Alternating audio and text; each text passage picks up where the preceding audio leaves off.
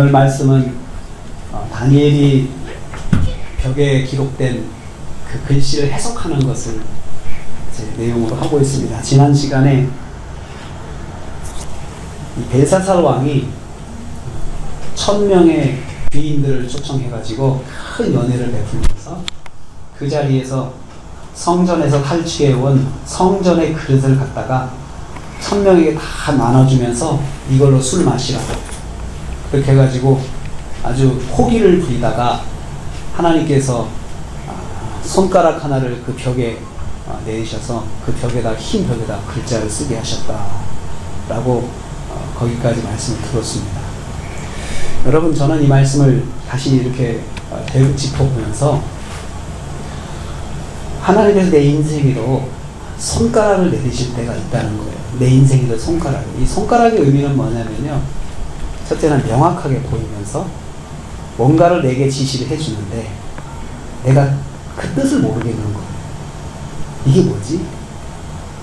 내 삶에서 명확하게 뭔가가 보여지고 뭔가 내가 내 관심에서 떠나지 않는 어떤 사건이 있고 어떤 물건이 있고 어떤 상황이 있는데 왜 내게 이런 일이 일어나는지 내가 알 수 없는 거예요.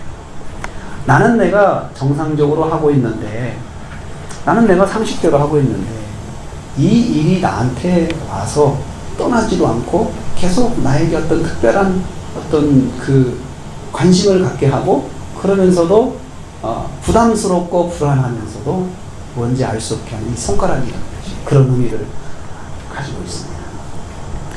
마치 벨사살 왕이 손가락을 받고 글씨를 봤는데 그 내용이 무슨 내용인지도 모르겠고 읽을 수도 없고, 근데 그 글씨가 없어지도 않고 계속 머릿속에 돌고 있는 그 상황과 똑같은 거예요.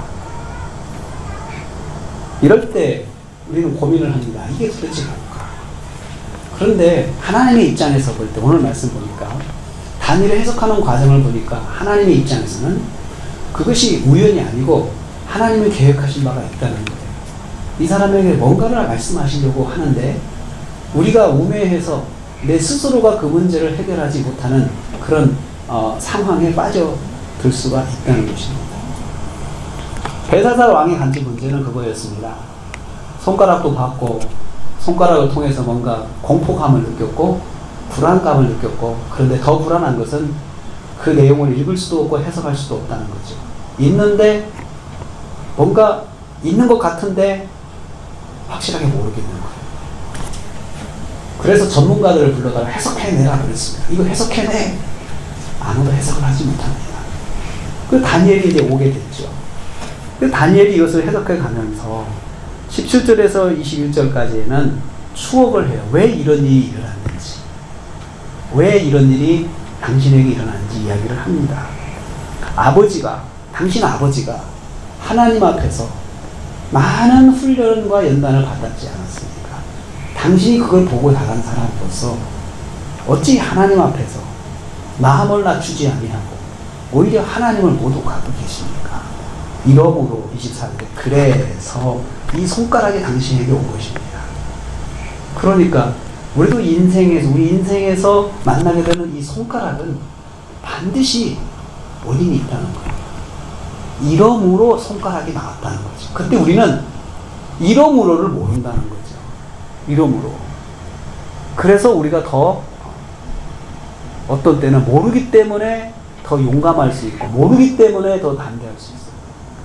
근데 벨사살에게는 다행인 것은 모르는 거에 대해서 불안감과 궁금함이 생겨서 전문가들을 부른 거죠. 그래서 다니엘이 해석을 하는데요. 메네메네 데겔 우바르신, 이 글자는 이렇게 읽는 것입니다. 메네메네 데겔 우바르신입니다. 그 글자 자체를 히브리 음역을 한 거겠죠. 히브리어로 음역을 해서 성경을 기록할 때 이거 자체가 히브리어로 기록됐으니까요. 그래서 메네라고 하는 것은 그 세다, 계산하다 그런 뜻입니다. 원형은 메나인데 세다 또 계산하다 그 뜻인데, 메나의 수동형이 메네입니다. 메네 수동형. 그러니까 세워지다, 계산되어지다 그 뜻이죠. 그래서 세워지다, 계산되어지다 이 수동형은 이 내가 의지하는 상관이 없어요. 나는 가만히 있는데 나를 보고 누가 세는 거예요. 계산하는 거예요. 나를 보면서 세어가는 거예요. 저 사람 세는 거죠. 이 사람이 어떤가 이렇게 다 이렇게 해본다는 거죠. 셈을 하는 거죠. 난 셈을 당하는 거예요. 생각해 보세요, 여러분. 누군가가 여러분의 삶을 셈을 한다 생각해 보세요. 하나, 둘, 세 본다 이거죠. 저 사람을 한 일일이 이것저것 뜯어보면서 셈을 한다. 인권 침해죠. 그리고 이것은 사생활 간섭이죠. 그런데 우리 그 사실 원하는 사람 아무도 없습니다. 그런데 우리가 원하지 않든 간에 그거 상관없이 내 인생이 셈을 당하고 있어요. 누구에 의해서요? 하나님께서. 하나님에 의해서. 그러니까 여기서 매내의 주체는 누구냐? 하나님이셔요. 그렇죠? 하나님께서 나의 삶을 매나 하시는데 이것이 내 쪽에서는 매내가 되는 거죠. 셈을 당하는구나. 자, 무엇을 셈하시는 것입니까? 내가 오늘 한마디 한 것이 셈의 내용이 되는 거예요. 내가 오늘 액션 하나 한 것이 셈의 내용이 되는 거예요. 그리고 또 내가 어떤 결정한 것 자체가 셈의 내용이 되는 거죠. 누구도 내가 마음으로 결정하고 마음으로 결심하고 마음으로 어떤 생각하는 거에 대해서 알 수 없기 때문에 셈을 할 수가 없어요. 여러분, 셈을 하려고 그러면 공개가 돼야 돼요. 나에 대한 사생활이 공개가 돼야 되거든요. 내 모든 것이 공개가 되죠. 여러분, SNS를 하게 되면은 사실은 내가 SNS 하면서 했던 메시지에 대해 사람들이 셈합니다. 셈하는 거죠. 요즘에 취업할 때 보면은 이 사람의 SNS에 했던 언어까지 다 훑어본다잖아요. 그래서 이 사람의 인성을 파악하려고 그 채용하는 사람들이 SNS의 메시지를 다 종합해서 인공지능에다 집어넣어서 이 사람이 어떤 성향인가를 분석할 수 있다는 거예요.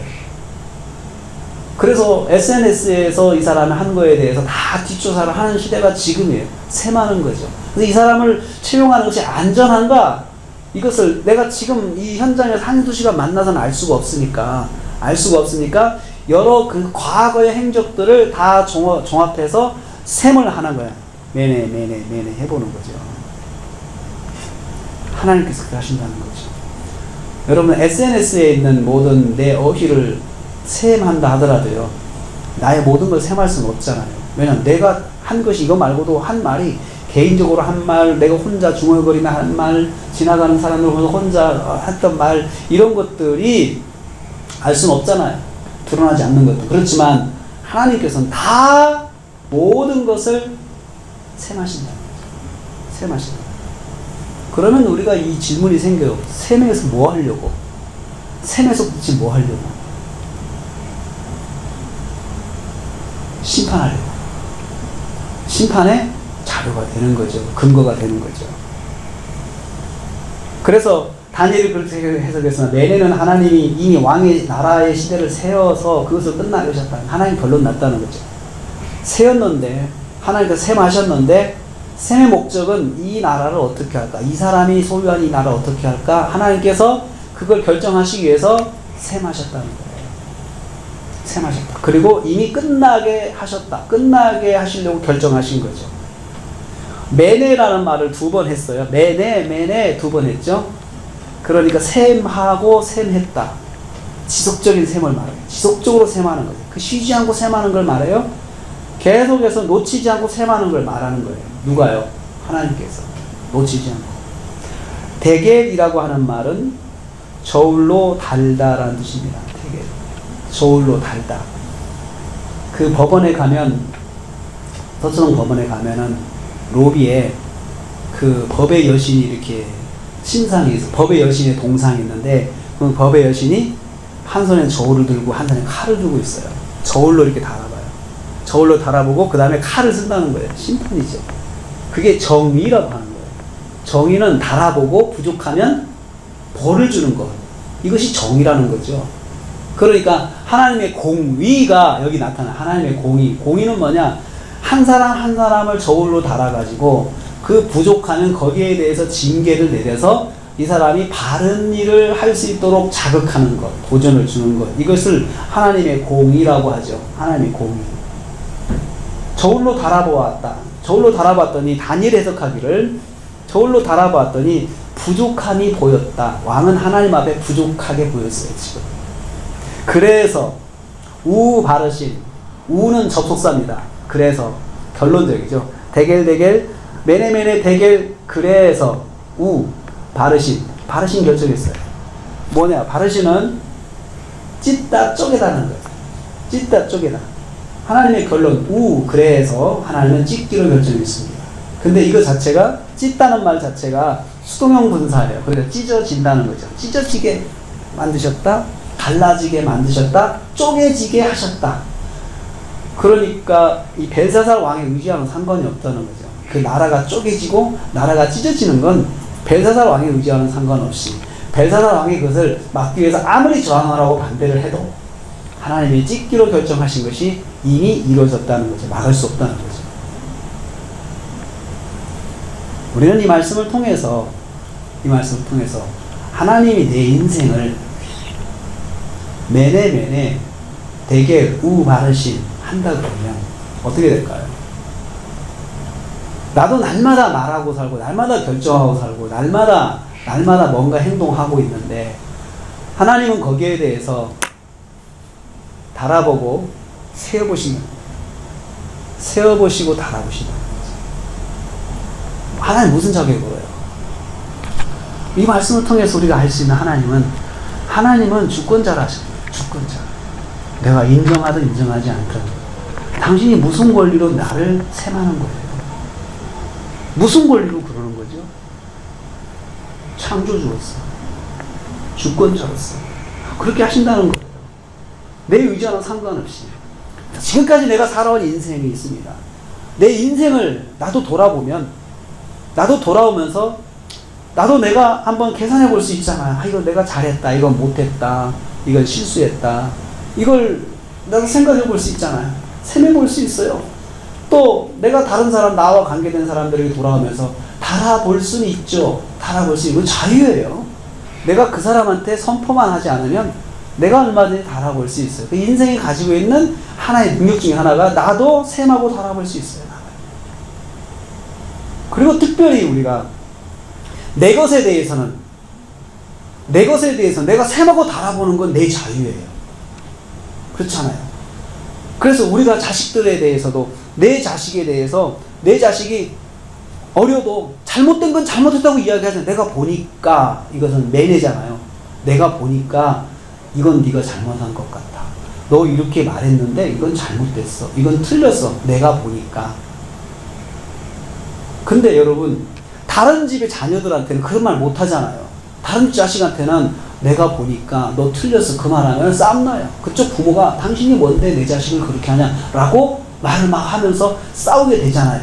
그런데 내 것에 대해서만큼은 내 자녀에 대해서만큼은 우리가 그 정도의 자격은 있다고 생각을 해요. 사회적으로 암묵적으로 서로 동의를 해줘요. 내가 내 자식에 대해서 달아보고 세워보는 거에 대해서 옆에서 뭐라고 하진 않습니다. 자기 자식 자기가 달아보고 세는데 누가 뭐라고 하겠어 라고 하죠.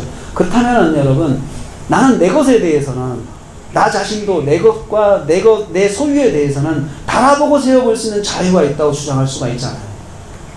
성경은 하나님께서 우리 인생을 달아보고 재어보시는 분이라는 거죠. 무슨 자격으로? 그럼 도대체 무슨 자격으로? 창세기 1장 1절 태초에 하나님이 천지를 창조하신 자, 창조주로서 사람을 만드신 창조주로서 주인으로서 그걸 요구할 수 있고 그렇게 하실 수 있다는 거죠. 그렇다면 오늘 이 말씀에서 우리는 이 생각을 해야 됩니다. 하나님께서 내 인생을 달아보시고 하신다는 그 의식을 가져야 되는 거죠. 세워보신다는 거죠. 그리고 우리가 볼 때 하나님이 보실 때 내가 지금 한 것을 달아보실 때 과연 이것을 옳다고 보실까? 이 생각을 자꾸 질문하는 거예요. 그것이 믿음이에요. 이제 하나님을 의식하고 사는 거예요. 나는 그걸 자유가 있다라고 생각하면 하나님 앞에서는 왜 맞는 일이에요? 하나님 나는 그렇게 할 자유가 있어요. 나는 내 마음대로 할 자유가 있어요. 하나님께서 그렇게 자유의지를 주셨잖아요. 그러면 그 자유의지 자체도 하나님하고 충돌하지 않아야 되거든요. 하나님하고 충돌하면서 자꾸 내 자유를 말하면 결국은 매밖에 없어요. 매밖에. 우리가 사랑하는 자녀들이라 하더라도 자녀들이 그러면 충돌할 수밖에 없어요. 자녀들. 그러면 너 혼자 하고 싶은 대로 하고 싶으면 너 나가 그러잖아. 너 나가 그래. 그럼 너 혼자 살 수 있어. 네가 하고 싶은 대로 할 수 있어. 그러나 이 엄마 아빠의 이 바운더리 안에 가정 살려면 그건 지켜야 돼. 네가 아무리 하고 싶어도 이건 통제를 해야 돼. 절제해야 돼. 하나님께서 나를 보시면서 나를 재어보실 때는 이유가 있어요. 이걸로 하나님께서 판단하시기 위해서. 그래서 우리는 심판이라고 이야기하죠. 마지막 때 모든 사람들이 다 심판대 앞에 씁니다. 하나님 앞에서. 심판을 받습니다. 그 심판을 받을 때 하나님께서 그 수많은 사람들 중에 한 사람이라도 억울하게 만들면 안 되시잖아요. 그렇죠? 너무 사람이 많으니까 혼란이 일어나가지고 이 사람이 이 사람인가? 이 사람이 한 짓을 이 사람에다가 붙이고 이 사람은 저 사람에다 붙이고 만약에 하나님 심판을 그렇게 한다고 생각해 보세요. 그 심판을 누가 믿을 수 있어요? 나 인정할 수 없습니다. 그래서 세상에는 항소제도가 있잖아요. 이 재판관도 정말 우수하고 정말 뛰어난 사람이지만 인간인지라 실수할 수 있으니까 다시 한번 봅시다. 다시 한번 봐달라고 항소하잖아요. 또 항고하잖아요. 대법원까지 가잖아요. 사람이 실수할 수 있으니까 한 번 더 보자 이렇게 가는 제도가 그런 건데, 만약에 하나님께서 우리를 판단하셨는데 하나님도 실수할 수가 있죠. 그래서 또 항고를 했다. 그러면 누가 하나님의 심판대를 믿겠어요? 그 마지막 때라고 하는데 누구한테 항고를 해요? 하나님 온전하시다. 하나님은 온전하시다는 걸 전제로 하는 거예요. 그러기 위해서 하나님께서도 우리가 살면서 하는 모든 것을 다 처음부터 끝까지 다 가지고 계십니다. 가지고 계시면서 그걸 가지고 우리한테 이야기를 제시하시는 거죠. 심판하시는 거예요. 그렇다면 우리가 이 말씀을 보면서 한번 돌아봐야 됩니다. 내가 내 삶에 대해서 나는 누군가가 달아봤을 때 이 달아보는 거에 대해 내 자신을 가질 수가 있는가? 아니, 하나님께서 내 삶을 달아보신다 하는데 그러면 내가 그 앞에서 어떻게 해야 될까? 가장 지혜로운 것은 인정하는 것밖에 없습니다. 제가 그랬습니다. 그러지 말아야 되는데 그랬습니다. 라고 인정하는 것이 우리는 회개라고 이야기를 해요. 제가 정말 잘못했습니다. 인생에서 가장 지혜로운 사람은 자기 일을 인정할 줄 아는 사람이라고 해요. 솔로몬이 잠언에서 그랬습니다. 인정할 때 기준이 뭐냐? 하나님 말씀을 비춰봤을 때 내가 이것을 잘못했습니다. 우리가 하나님을 믿으면 하나님 말씀에 비춰보고 살겠다고 결정하는 거예요. 그래서 이제부터는 내가 하나님 말씀을 비춰봐서 이건 내가 잘못했습니다. 내가 그렇게 하면 안 되죠. 라고 결정을 하는 것입니다. 벨사살 왕의 말로 돌아가면 29절 말씀. 벨사살이 그 말을 듣고 명쾌하게 이해를 했어요. 그렇구나. 맞다. 내가 그랬다. 우리 아버지가 정말 그걸 통해서 얼마나 많은 그 훈련을 받았고, 그 다음 하나님께서 아버지를 통해서 참 많은 일들을 하셨고, 아버지가 하나님 인정하고 살았지. 근데 내가 그러지 않았구나. 라는 인정하는 게 29절이에요. 그래가지고 다니엘을 약속대로 자주색 옷을 입혀주고, 왕과 똑같은 옷을 입은 거예요. 똑같은 왕의 옷을 입은 거예요. 그리고 셋째 통치자로 삼으셔서 약속을 지켰어요. 근데 문제는 30절에 그날 밤에 벨사살 왕이 시해를 당한 거예요. 말씀대로 이루어지죠. 말씀대로. 그리고 느부갓네살 왕의 가문의 혈통이 왕권이 끊어져요. 그리고 다른 가문에서 왕이 이제 바벨론의 왕이 되는데 바로 메대 가문의 다리오라는 사람이 왕이 되었다라고 이야기를 합니다. 29절, 30절, 31절 말씀을 통해서 깨닫는 게 있습니다. 하나님이 한번 결정하시고 실행하시고 나면 즉각적이라는 거죠. 즉각적인 거예요. 그리고 그것을 막을 자가 없는 거죠. 하나님께서 하시는 거에 대해 막을 자가 없어요. 즉각적으로 이루어졌어요.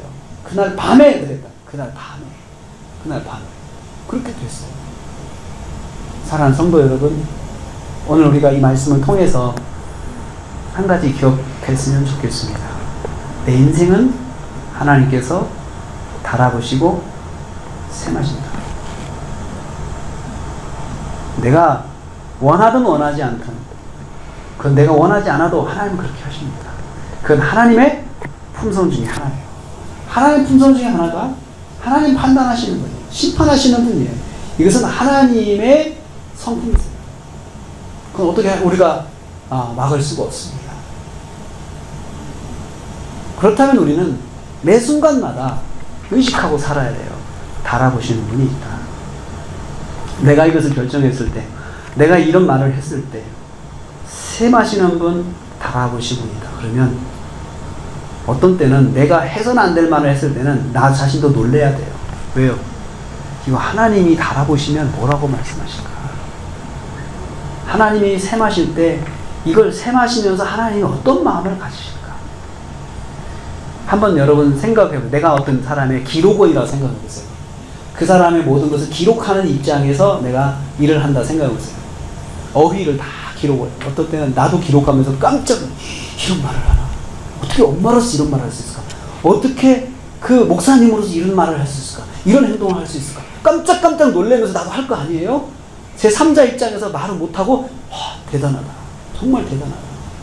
어떤 때는 막 감탄하기도, 어떤 때는 내 탄식하기도 하고, 야, 어떤 때는 막 분노하기도 하고, 어떻게 그럴 수가 있을까? 분노하잖아요. 우리 뉴스 보면서도 그렇잖아요. 아니 어떻게 그럴 수가 있을까? 어떻게 엄마라는 사람이 그럴 수가 있을까? 어떻게 대통령이라는 사람이 그럴 수 있을까? 어떻게 장관이라는 사람이 그럴 수 있을까? 우리가 분노하는 거 그러잖아요. 분노하는 거예요. 심리학자들이 그런 말을 해요. 사람들이 분노할 때는 진리에 벗어나면 분노한다는 거예요. 사람들이. 만약에 우리가 예수 믿는 사람으로서 하나님의 말씀의 진리에 벗어나면 사람도 우리한테 분노합니다. 분노합니다. 그 분노를 잠재우는 길은 우리가 진리로 돌아가는 것밖에 없는 거죠. 진리로 돌아가는 거예요.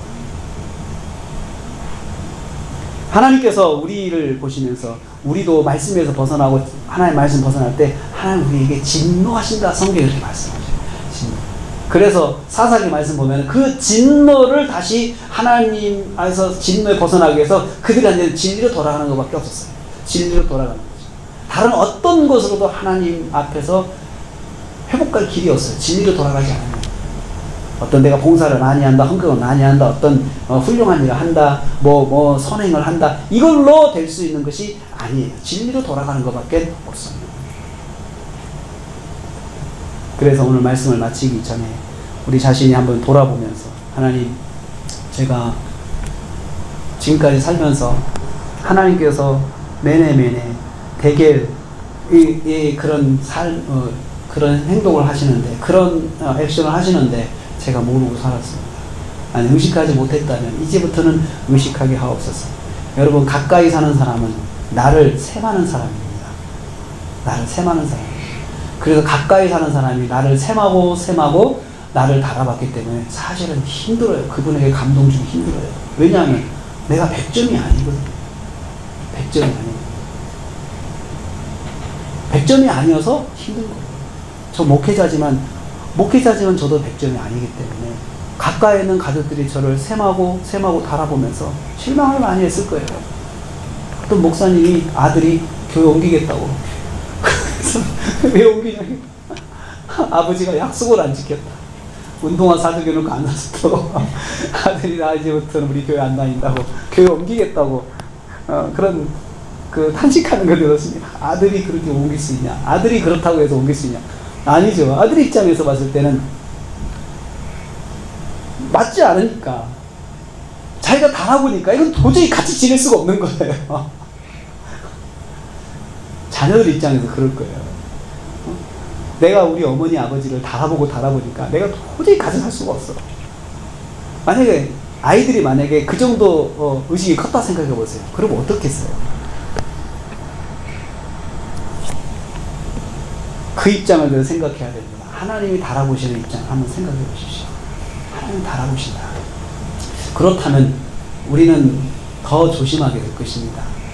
그리고 내가 결정하면서 하나님이 달아보실 때 이것이 과연 맞는가? 성경을 펴보면 답이 나와요. 바로. 내가 이렇게 하면 정말 내가 뭔가를 얻을 수 있을 것 같은데, 자, 그러나 하나님이 이것을 바라보신다고 그럴 때는 과연 이것이 맞는 것인가? 하나님께서 정말 오케이 사인해 주시면서 그래 고해 라고 말씀하실 수 있는 것인가 라고 생각을 해보십시오. 그러면 거기서 우리가 결정할 수 있는 게 다 나옵니다. 내가 이렇게 해야 되겠다. 그런데 문제는 뭐냐면 그렇게 했는데 꼭 잘 되는 건 아니거든요. 이게 우리의 딜레마예요. 내가 그렇게 꼭 해서 뭐가 잘 되면 참 좋겠는데 그것 때문에 오히려 안 될 수도 있고 그것 때문에 내가 삶이 더 팍팍할 수가 있어요. 그것 때문에. 그래도 하나님 제가 그렇게 해야 되겠습니까? 라고 물어보신다면 그렇게 해야 된다고 하나님 말씀하세요. 왜냐하면 우리 세상 속에서 어둠 속에서 빛이 돼야 되죠. 다 어둠인데 하나님 나 혼자 빛이 된다고 해서 이게 밝아지겠습니까? 하나님? 네, 아니에요. 성경 말하는 그래도 빛으로 살아라. 빛이 모여서 결국 세상을 다 밝힐 것이다 라고 그렇게 말씀하시죠. 다 내가 그렇게 하는 줄 알지만 나는 좀 여기서 예외적으로 그냥 같이 좀 묻었으면 좋겠어요. 왜냐면 불편하니까 힘드니까 뭔가 안 되니까. 그런데 예수 믿는 사람들은 그래도 말씀대로 가야 되는 게 그게 예수 믿는 사람이에요. 그게 성경의 가르침이고 우리가 교회에서 가르치는 게 바로 그거예요. 그래도 우리는 말씀대로 살아야 됩니다. 여러분 손해를 보더라도 그렇게 해야 됩니다. 우리는 예수 믿는 것 때문에 손해를 봅시다 라고 이야기를 해요. 사람과의 관계에서도 하나님을 생각하니까 내가 이 사람을 만나서 한 말에 대해서 하나님이 달아보신다, 세워보신다. 그게 사실 두려울 줄 알아야 그래야 믿음이 들어가기 시작합니다. 우리 의식 속에 하나님이 없으면 우리 믿음은 항상 그 자리에 들을 때뿐이에요.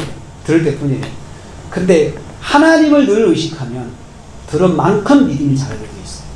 왜냐하면 그 말씀이 하나님을 의식하는 하나의 코드가 될 수 있기 때문에 그렇습니다. 매네매네 대결 우바르시 달아보고 세워보고 달아보니 부족하더라. 그래서 쪼개기로 했다. 뒤에 우바르시라는 말은 결론이에요. 하나님께서 내가 너를 달아보고 세워봐서 어떻게 하겠다는 거죠. 하나님은 그렇게 하실 수 있습니다. 하나님을 의식하십시오. 늘 하나님을 의식하십시오. 우리 그게 잘 안 돼요. 저도 잘 안 돼요. 일단 말부터 해놓고 뭔가 결정해놓고 뒤에 돌아보면서 나중에 내가 이거 좀 그랬다.